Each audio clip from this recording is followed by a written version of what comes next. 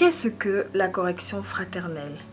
C'est une question à laquelle nous allons essayer de répondre dans cette vidéo parce que dernièrement j'ai été exposée à une situation où je me suis demandé si l'envie de corriger la personne en face de moi ne relevait pas plutôt de l'orgueil que de la correction fraternelle, de la charité, de l'amour. Mais aussi, il y a eu une deuxième situation à laquelle j'ai également été exposée concernant un prêtre. Donc il s'est posé la question de savoir est-ce qu'il fallait en parler à l'évêque ou pas. Et à ce moment-là, le terme correction fraternelle est effectivement apparu. Donc j'ai voulu aller plus loin et je me suis dit je vais vous en parler et comme ça on va y réfléchir ensemble et vous allez me dire ce que vous en pensez. A tout de suite.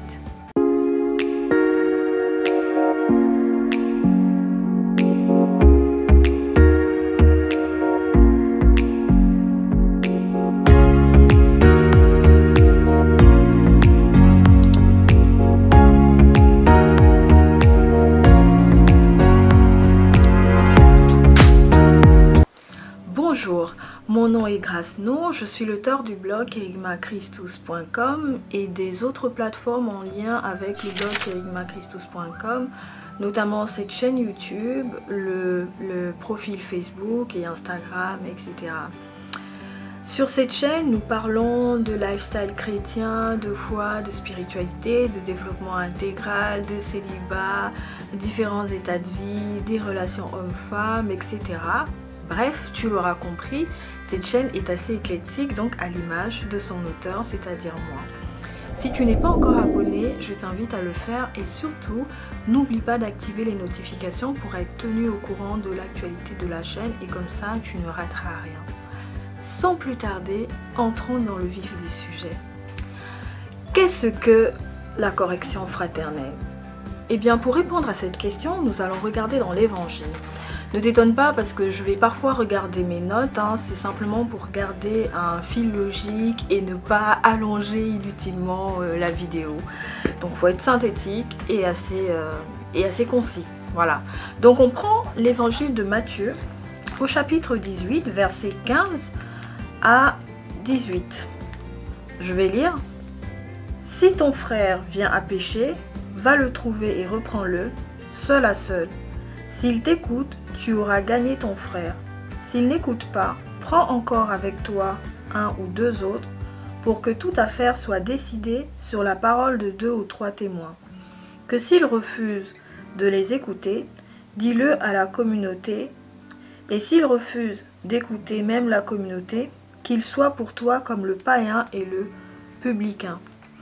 En vérité, je vous le dis, tout ce que vous lierez sur la terre sera tenu au ciel pour lier, et tout ce que vous délierez sur la terre sera tenu au ciel pour délier. Voilà ce que nous dit l'évangile de Matthieu. Et pour aller plus loin, on peut également regarder ce que nous dit le catéchisme de l'Église catholique à propos de la correction fraternelle. Donc on lit dans l'article 1829 ce qui suit. La charité a pour fruit la joie, la paix et la miséricorde. Elle exige la bienfaisance et la correction fraternelle. Voilà. Lorsqu'on a dit ça, par où est-ce qu'il faudrait commencer? D'abord, il faut retenir que pour nous les chrétiens, la correction fraternelle est une obligation. Mais pour corriger ses frères et sœurs en Christ, ou pas, mais je le mets entre guillemets parce que ça peut ne pas être très bien accueilli par des personnes qui ne partagent pas la même foi que vous et qui ne comprennent pas la démarche. Donc pour corriger ses frères et sœurs, certains préalables sont nécessaires. Et je vais essayer de les énumérer. Je ne les ai pas recueillis dans un manuel tout fait, etc. Mais c'est vraiment le fruit d'une réflexion en partant de mes lectures, de ce que l'Église en dit, de ce que la Bible en dit. Et puis j'ai fait un condensé de quelques points qui sont quand même importants à considérer lorsqu'on veut mettre en pratique la correction fraternelle dans sa vie chrétienne envers ses frères et sœurs. Donc premier préalable, il faut prier et discerner sur ce qu'on va dire à la personne qu'on souhaite corriger. Alors évidemment, ces points ne sont pas énumérés par ordre, c'est-à-dire si je parle du premier point, ce n'est pas d'abord le premier point qu'il faut mettre en pratique.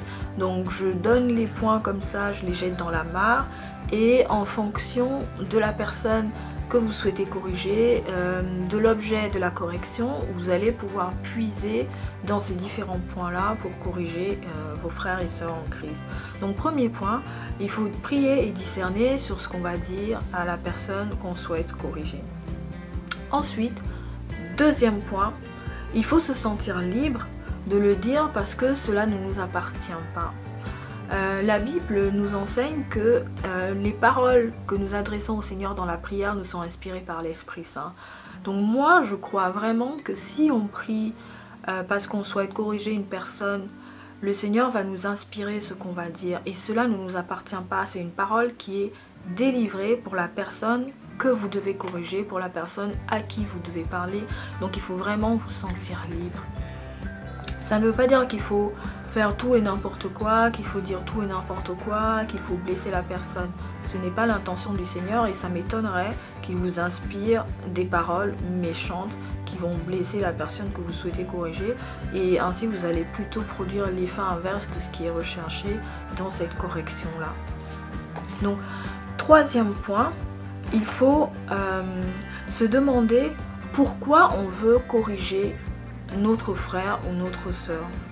Est-ce que cela relève de l'orgueil? Est-ce que c'est parce qu'on se croit supérieur? Enfin, c'est un peu la même chose que de l'orgueil.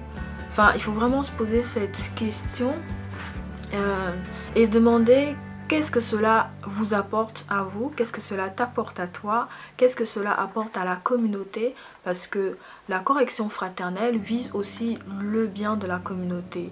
Nous sommes un tout, nous sommes le corps du Christ et lorsque un des membres est malade, tout le corps souffre. Donc il faut vraiment se demander pourquoi je veux corriger cette personne, pourquoi je pense que cette personne a besoin d'être corrigée sur tel ou tel aspect de sa vie, par rapport à sa foi, par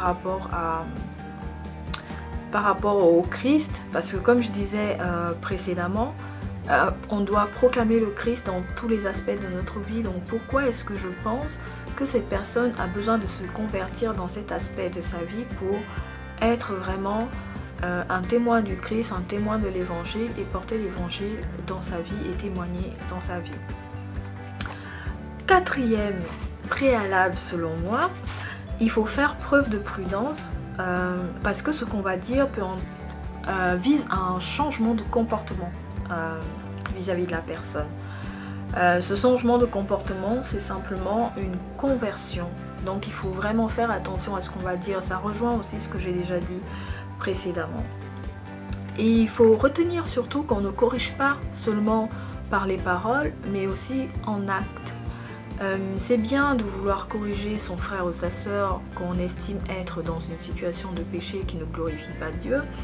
Mais encore faut-il être aussi quelqu'un qui témoigne de la présence de Dieu dans sa vie par ses actes. Je ne suis pas en train de dire qu'on doit être des êtres parfaits, hein. Je suis très loin d'être parfait. Demandez aux personnes qui me connaissent dans mon entourage, je suis très loin d'être parfaite. J'ai beaucoup de défauts, mais bon, le Seigneur me transforme au quotidien. Donc je ne suis pas en train de dire qu'il faut être parfait pour pouvoir corriger l'autre, mais il faut quand même être dans un état où on est celui qui est capable d'apporter des arguments, qui est capable de vraiment porter cette parole-là de la part du Seigneur.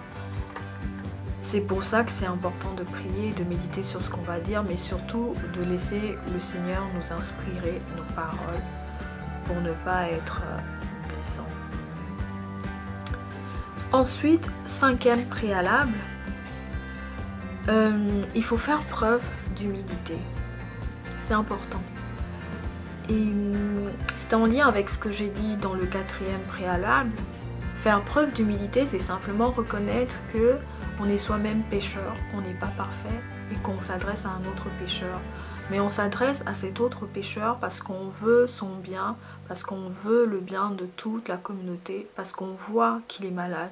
Vous savez, parfois on peut être dans une situation de péché et ne pas savoir qu'on est dans le péché, ou simplement avoir des œillères et ne pas avoir conscience d'être dans le péché. Donc dans ce cas-là, on n'est pas engagé dans une situation, dans une démarche de conversion.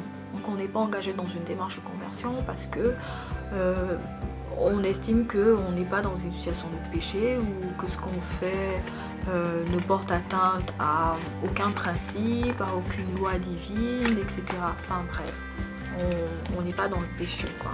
Donc il faut faire preuve d'humilité parce que la correction fraternelle vise le bien de la communauté.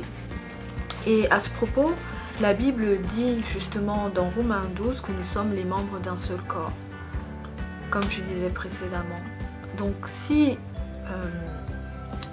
moi je porte par exemple des lunettes, quand j'ai mal à la tête, en général j'ai aussi mal aux yeux, et puis je me sens très mal et je suis fatiguée, et les écrans je ne supporte pas. Si j'ai mal à la jambe, j'ai souvent très mal à la jambe pour des raisons de santé, et bien ça se répercute dans mon dos et après je ressens une fatigue générale. Donc si on imagine, comme le dit Romain, que nous sommes un seul corps en tant que chrétiens, nous formons une communauté. Donc si notre frère en Christ ou notre soeur en Christ que nous souhaitons corriger est la douleur dans le pied, eh bien cette douleur dans le pied va avoir un impact sur d'autres parties de notre corps. En résumé, ou pour être plus clair, si X est dans un état de péché, en tant que chrétien, en tant que frère en Christ, en voyant cette personne vivre dans cet état de péché et en ayant le sentiment qu'elle est heureuse, qu'elle est épanouie, et que nous, on est plutôt en tant que chrétien dans une situation où on comment dire, je sais pas si je dois dire où on pratique de l'ascèse quotidienne, non, parce que il y a quand même une forme de liberté dans notre foi. Le Seigneur ne nous oblige à rien, mais c'est l'amour qui nous pousse à aller vers le Seigneur et à nous convertir davantage chaque jour. Donc si on constate qu'une personne est dans une situation particulière, on peut être tenté, on peut être attiré par cette situation et vouloir faire comme la personne. Donc c'est pour cette raison aussi que justement la correction fraternelle est utile à toute la communauté. On doit soutenir, on doit se tirer les uns vers les autres pour atteindre le but, comme le dit Saint Paul, pour se convertir chaque jour, parce que finalement notre vie c'est d'aimer le Seigneur et c'est de faire la volonté du Seigneur. Donc si un membre est malade, on ne devrait pas hésiter à soigner ce membre, à aider à soigner ce membre. Voilà pour ce que j'avais à dire pour les quelques préalables concernant la correction fraternelle qui sont nécessaires, qu'il faut examiner avant justement d'aborder un frère pour le corriger, ou une sœur aussi. Maintenant qu'on a vu les préalables pour mettre en pratique la correction fraternelle dans sa vie quotidienne, dans sa vie chrétienne auprès de ses frères et sœurs en Christ, et surtout qu'on a compris que la correction fraternelle est un fruit de la charité, donc de l'amour, et qui entraîne une conversion du cœur. Lorsqu'on a compris cela, on va donc se demander comment est-ce qu'il faut faire pour corriger son frère ou sa sœur en Christ dans une démarche de correction fraternelle. Donc comment s'y prendre? C'est la Bible qui nous répond, donc l'évangile de Matthieu. Il y a 3 étapes principales. Première étape, il faut aller voir son frère ou sa sœur en Christ seul à seul pour discuter. Donc pour l'emmener à changer de comportement, pour l'emmener à se questionner sur l'objet de cette correction, et surtout pour l'emmener à se convertir. Si ça ne marche pas, l'évangile nous dit qu'il faut ensuite passer à la deuxième étape, qui consiste à aller voir son frère ou sa sœur en Christ avec 2 ou 3 autres personnes. Comme ça, on est à plusieurs et il y a plus de chances que l'autre nous écoute, qu'il prenne en considération ce qu'on est en train de dire, parce que ça lui prouve qu'on n'est pas seul à penser qu'il doit absolument changer de comportement, parce que c'est une question de vie ou de mort, et qu'on est 2, 3 ou même 4 à penser la même chose. Donc, la parole qu'on porte est importante. Et puis la Bible dit que là où 2 ou 3 sont réunis en mon nom, je suis au milieu d'eux. Donc le fait d'être à 2 ou à 3 pour parler à ce frère ou cette soeur en Christ est déjà une forme d'autorité. Et bien entendu, que l'on soit seul ou que l'on soit à plusieurs, il faut mettre en pratique les préalables que j'ai évoqués précédemment. Et si cette troisième étape ne fonctionne pas, il faut passer à la troisième étape. Donc cette troisième étape, elle est assez particulière parce que du coup, elle expose la personne en église. Et je ne pense pas qu'on ait envie d'être exposé. Enfin, imagine que tu ailles te confesser, tu te confesses et après la séance de confession, le prêtre arrive à l'assemblée, je ne sais pas, un dimanche ou à une assemblée chrétienne quelconque où il y a 200, 300, 400 personnes, voire 500, et il dit Grace est venue se confesser et elle m'a dit qu'elle avait fait ça, ça, ça, ça. Enfin, il énonce mes péchés comme ça en pleine assemblée, mais enfin, imagine en fait que la troisième étape que décrit l'évangile, ce soit ça. Est-ce que tu as vraiment envie d'arriver à cette troisième étape? Donc à mon sens, il vaut mieux écouter une personne et au pire 2, 3 autres personnes.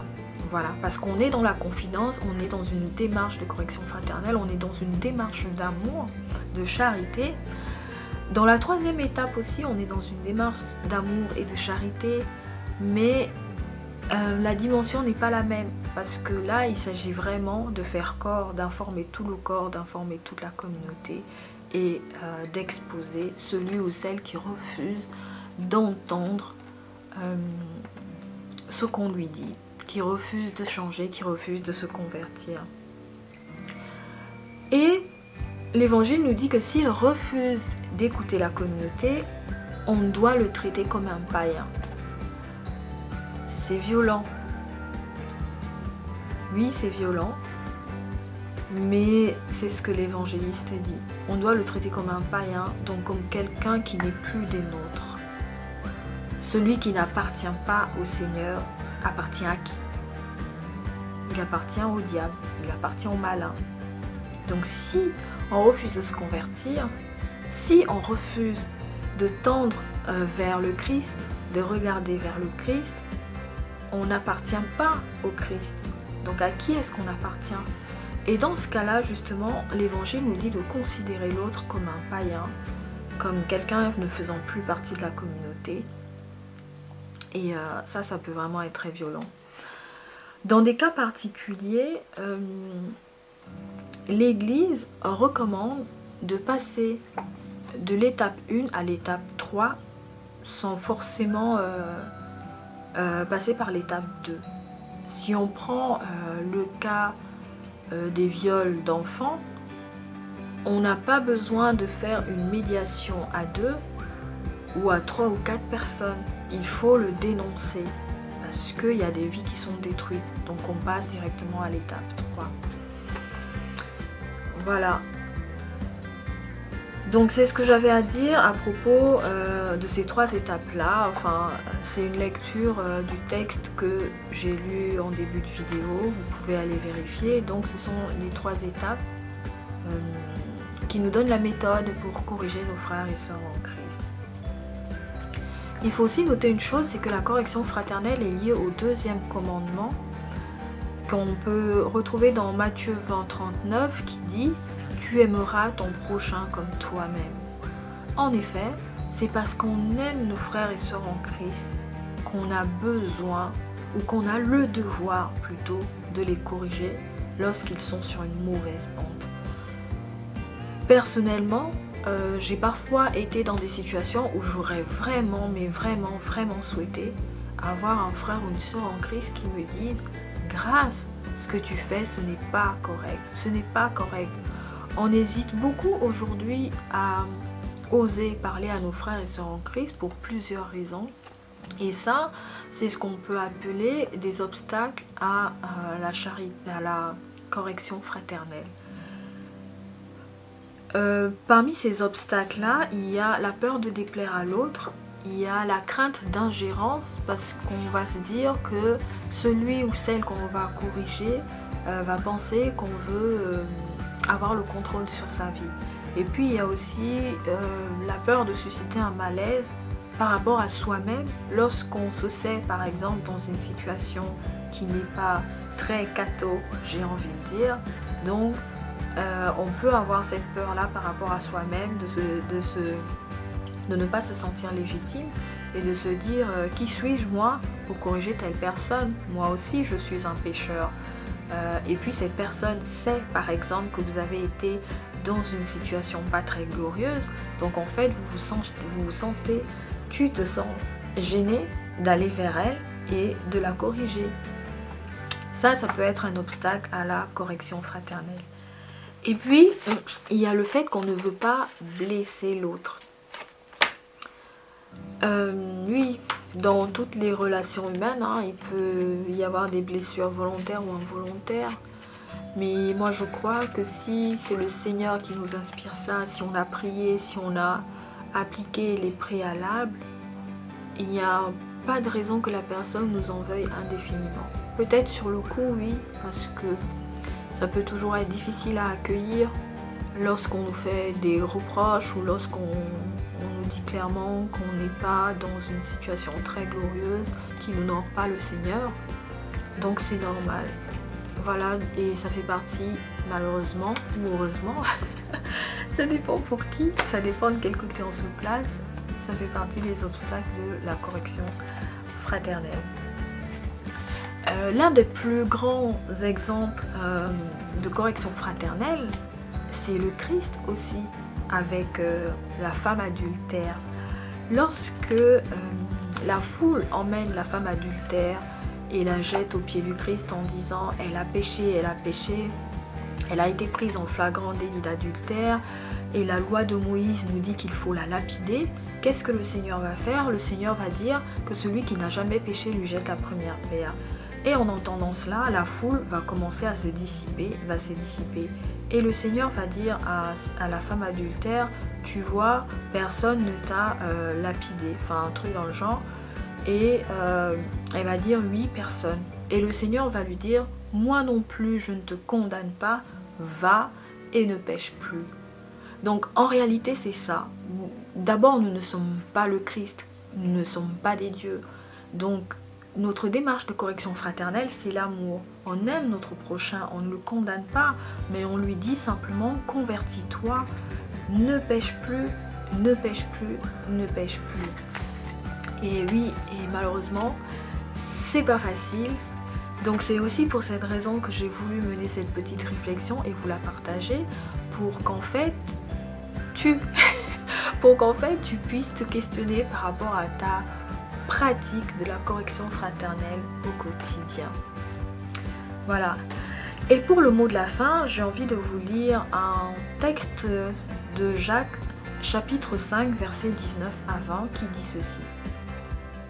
Mes frères, si quelqu'un parmi vous s'égare loin de la vérité et qu'un autre l'y ramène, qu'il le sache, celui qui ramène un pécheur de son égarement sauvera son âme de la mort et couvrira une multitude de péchés. Je vais m'arrêter là et je te dis à très bientôt dans une autre vidéo. N'oublie pas de t'abonner et de partager. Au revoir.